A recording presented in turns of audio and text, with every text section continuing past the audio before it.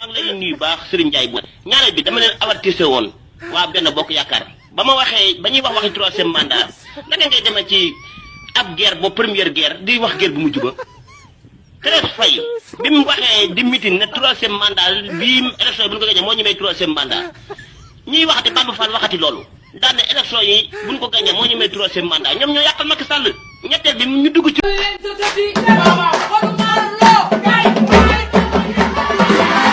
biir groupe ya di ko waxee troisième mandat ba Serigne Ndiaye bu ne di wax ne troisième mandat kenn du ko fi amee ndax loolu Sénégal yi ñoo koy xeexal seen bopp ñu sëq ba sant fukki groupe ak ñaar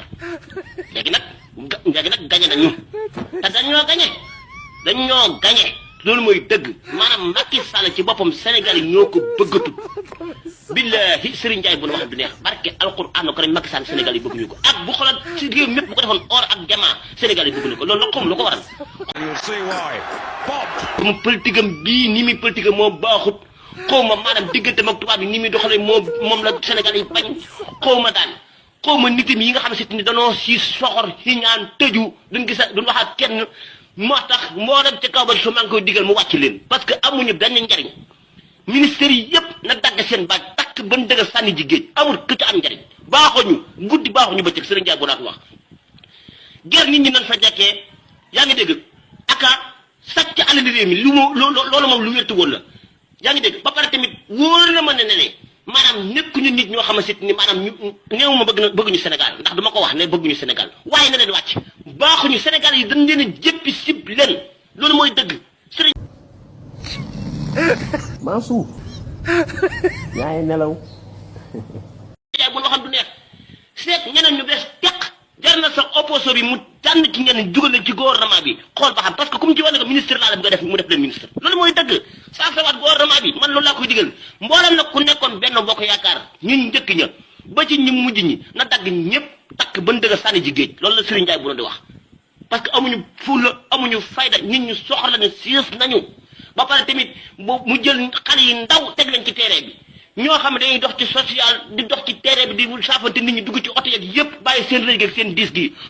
fañ bind abonné muy signal gis naa fa ab baaraam buy def ni kuruj kuruj lu ñëw nga jot abonné bàyyi leen seetaan bi nag tey abonné ko may suba ngoon guddee ba teg ci gàcc gi lañu dëkk Serigne Ndiaye bu waxam du neex daa ngi lay nuyu baax di la siyaare di nuyu sama juróom-ñett fukki ak juróom Ousmane Sonko dafa am lu mu dajale ci moom te loolu peut-être que moo ko may li mu am nii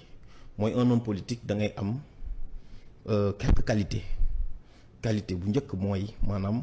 da ngay nangoo ñàkk lu bari soo bëggee def politique moo tax mu nangoo cee ñàkk carrière am peut-être moo tax aussi donc mu nangoo see ñàkk loo xamante ni sax di nga ci ñàkk sa honneur di nga ci ñàkk sax sa famille ci lu bari ñu la koy teg beneen bi si topp mooy fa nga bokk di nga nangu wane ni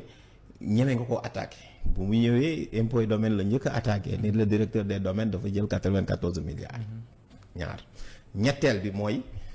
il a su se positionner en leader dans une situation où la politique a horreur du vide. On a écarté dans l'opposition. Oui, on a écarté Karim Wade, on a écarté Khalifa Sall. Et puis mu ñëw jël place boobu mais ni mu ko jëlee c'est différent parce que Ousmane Sonko su ngeen ko dégloo dafa naan moom bokkul ci benn idéologie. La preuve du gauche du droite da koy wax il est du pragmatisme mais soo xoolee ses références on sent que c'est un nationaliste quand même mais parce que d'ailleurs le mot patriote donc voilà parce que ñi koy disputer toujours donc voilà et puis il fait référence à Mamadou Dia etc mais beneen bi si topp mooy Ousmane Sonko il a réussi à se donner un destin présidentiel pour deux raisons la première chose mooy en fait dafa dem élection présidentielle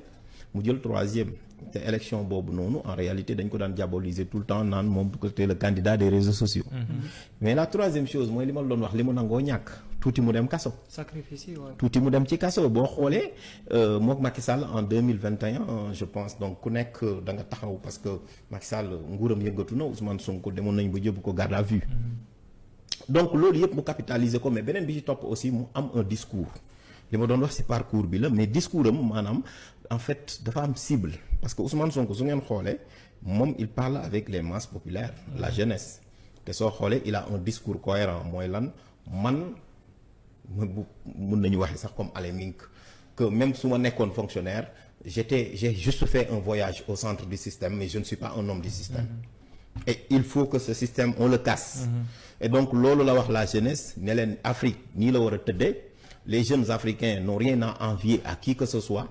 Il n'existe pas de pays pauvres, il n'existe que de pays où vivent des pauvres. Et que donc, pour que donc, voilà, dëkk bi mun a dox, etc., je peux. Donc voilà, Ousmane Sonko, il dit carrément que, en réalité, su ma ñëwee par exemple, toutes ces exonérations fiscales dootul am. Su ma ñëwee par exemple le foncier, su ma ñëwee par exemple les hydrocarbures, bu ñu fàtte ne Ousmane Sonko livre bu njëkk.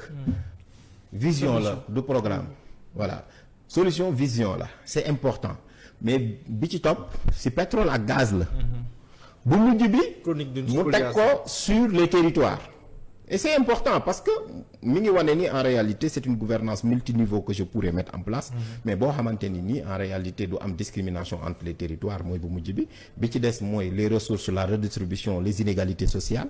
Et beneen bi mooy en réalité quel Sénégal voulons-nous loolu la tegal. Maintenant moom en fait Ousmane Sonko l'homme politique en réalité c'est quelqu'un koo xamante ni en fait aussi il montre que quand même donc politique mën nañ ko defee neneen maanaam bu ngeen ñëwee dans un parti politique c'est un parti de masse ou un parti de cadre mën nañ discuter ci Pastef.